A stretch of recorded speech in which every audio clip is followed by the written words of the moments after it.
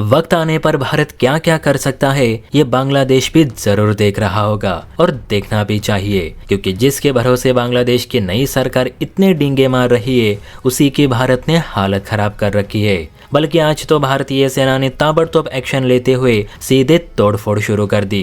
तो बांग्लादेश के राष्ट्रीय सुरक्षा सलाहकार अशरफ मुनीर, जिन्होंने बीते दिनों ये बयान दिया था कि बांग्लादेश वक्त आने पर भारत से दो हाथ करने से भी पीछे नहीं हटेगा, तो वो भारत की ये न्यूज़ देखकर फिर यही बयान जरूर जारी करके दिखाए, तब हम भी मानेंगे कि सच में बांग्लादेश में हिम्मत नाम की कोई चीज़ है।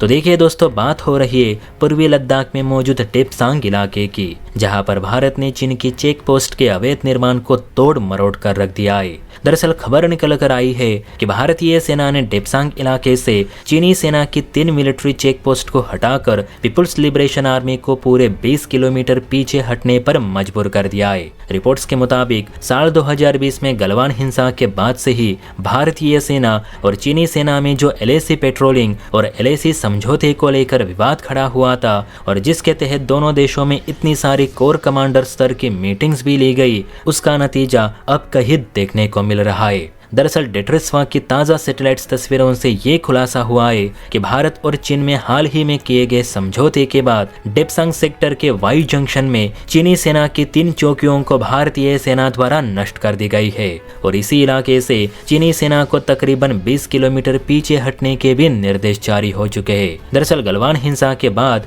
चीन ने अवैध रूप से यहाँ अपनी मिलिट्री चेक पोस्ट बनाकर डेरा डालकर रखा था। इतना ही नहीं तो इस विवादित जगह पर भारतीय सेना को गश्त लगाने से भी रोका जा रहा था। डेप्सांग को चीन अपना इलाका मानने लगा था। यही कारण है कि भारत को बिना पूछे उसने सीधे इस इलाके में चेक पोस्ट बनाकर खड़ी कर दी थी। लेकिन अब चूंकि भारतीय सेना का सब्र टूट चुका है और अग्रीमेंट के तहत चीनी सेना को यहाँ से हटना ही था, और यही वजह है कि पीछे हटने के समझौते पर सहमति बनने के बाद भारतीय सेना ने बिना चीन का इंतजार किए सीधे उसकी चेक पोस्ट को तोड़कर रख दी, और अब इस इलाके में भारत के जवान बिना किसी रोक टोक के पेट्रोलिंग भी कर सकेंगे। इतना ही नहीं तो अब यहाँ चरवाहों को भी अपने भेड़े चराने की अनुमति मिल जाएगी। भारत ने पहले ही कह दिया था कि जब तक वायु जंक्शन में गश्त लगाने का अधिकार हमें नहीं मिलता, तब तक हम चीन के साथ कोई भी समझौता साइन नहीं करेंगे, ना ही हम पीछे हटेंगे।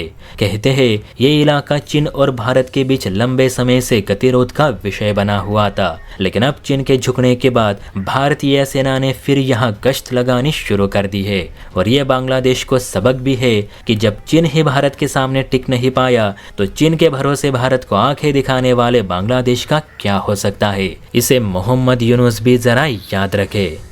जय हिंद।